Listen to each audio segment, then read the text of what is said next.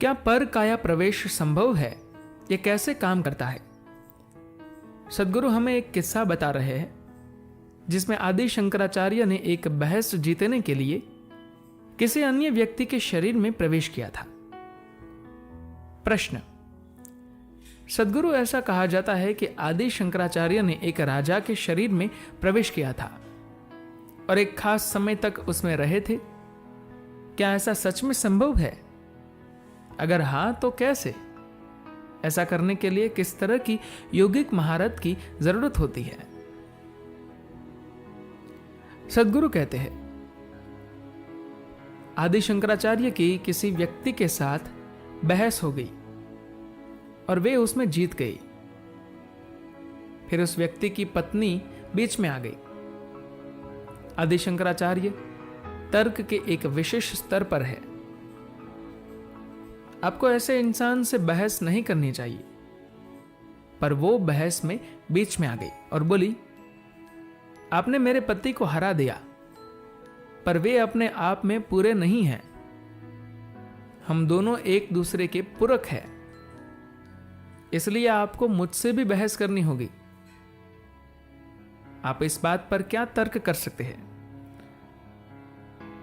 तो उनकी उस महिला के साथ बहस शुरू हो गई। फिर उसने देखा कि वो हार रही है, तो उसने इंसानी कामुकता के बारे में प्रश्न पूछने शुरू कर दिए। शंकराचार्य ने कुछ उत्तर दिए। फिर वो और भी गहराई में चली गई और पूछने लगी, आप अपने अनुभव से क्या जानते हैं? पर शंकराचार्य ब्रह्मचारी थे। वे समझ गए कि ये उन्हें हराने की तरकीब है।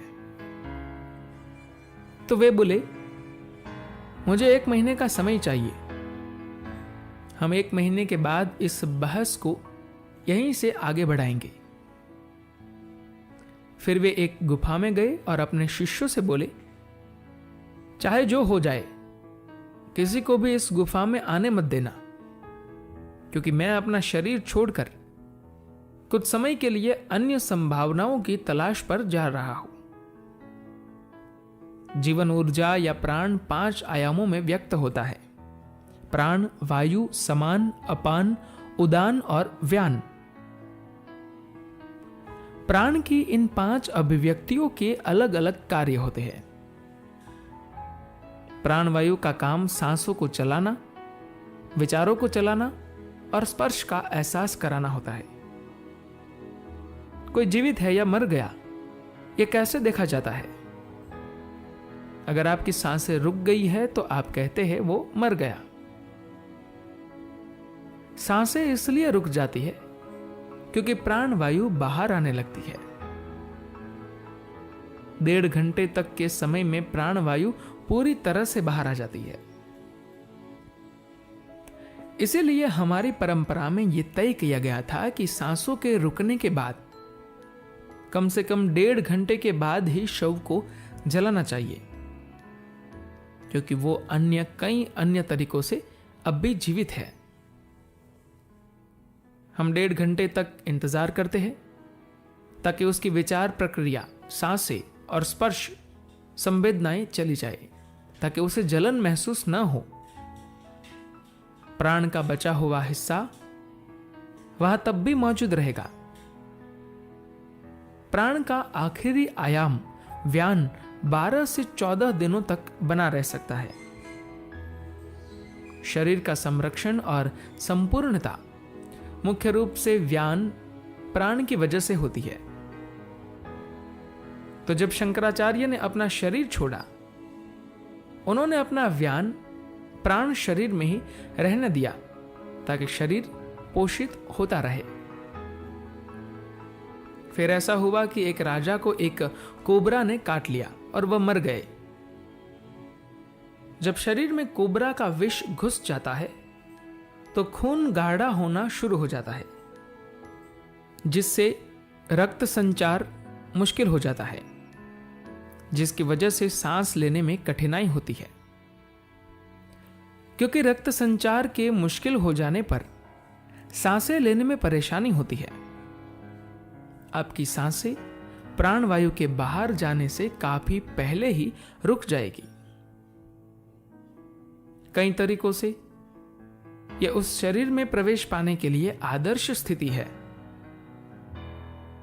आमतौर पर आपके पास सिर्फ 1.5 घंटे का समय होता है, पर जब किसी के शरीर में कोबरा का विष हो तो आपके पास 4.5 घंटे का समय होता है। तो शंकराचार्य को यह अवसर मिला और उन्होंने बहुत आसानी से उनके शरीर में प्रवेश कर लिया और वे उस प्रक्रिया से गुजरे ताकि वे अनुभव के आधार पर उन प्रश्नों के उत्तर दे सके। राजा के आसपास कुछ बुद्धिमान लोग थे। उन लोगों ने देखा कि जब जिस इंसान को उन्होंने मरा हुआ घोषित कर दिया था वो अचानक से बैठ उठा और ऊर्जा से भरपूर है, तो वे उसके बर्ताव से समझ गए कि यह वही इंसान नहीं है बल्कि उसी शरीर में कोई अन्य इंसान है। तो उन्होंने पूरे शहर में यह कहकर सिपाही भेज दिए कि जहां भी मुर्दा शरीर पड़ा उसे तुरंत जला दिया जाए, ताकि अगर वो शरीर इस व्यक्ति का हो जो राजा के शरीर में आया है तो वो व्यक्ति अपने शरीर में वापस ना जा सके, क्योंकि अब राजा तो जीवित हो उठे हैं। वो एक अलग व्यक्ति है पर दिखता वैसा ही है, तो क्या फर्क पड़ता है। पर उन्हें सफलता नहीं मिली और शंकराचार्य वापस चले गए। तो क्या ऐसी चीज संभव है? हां, यह बिल्कुल संभव है। क्या यह एक अद्भुत काम है? यह असल में कोई बहुत अद्भुत काम नहीं है। ऐसा करने के लिए आप में बस इस चीज की थोड़ी सी समझ होनी चाहिए कि आपके अंदर जीवन के काम करने की प्रक्रिया क्या है। अब अगर कोई किसी जीवित इंसान के अंदर प्रवेश करना चाहता है तो उसे कई अन्य चीजें करनी होंगी। किसी ऐसे प्राणी के शरीर में प्रवेश करना जो अभी अभी बाहर गया है काफी सरल है। शुरुआती 1.5 घंटे का समय आदर्श समय होता है, क्योंकि जरूरी खालीपन तैयार हो चुका होता है और बाकी के हर चीज काम कर रही होती है। इसी वजह से भारत में जब किसी की सांसें टूटने लगती है तो लोग उसे हमेशा घर के ठीक बाहर रखते हैं। वे सांब्रानी जला देते हैं, अगरबत्ती का एक प्रकार होता है, और किसी मंत्र का जाप शुरू कर देते हैं। ये उस जीव को आराम पहुंचाने के लिए होता है जो शरीर छोड़ रहा है, और साथ ही इससे यह भी पक्का हो जाता है कि कोई अन्य प्राणी उस शरीर पर कब्जा न कर ले। ऐसी चीजों की रोकथाम के लिए कई सारे तरीके और सुरक्षाएं तैयार की गई थी,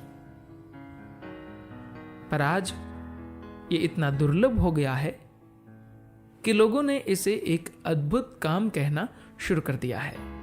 धन्यवाद।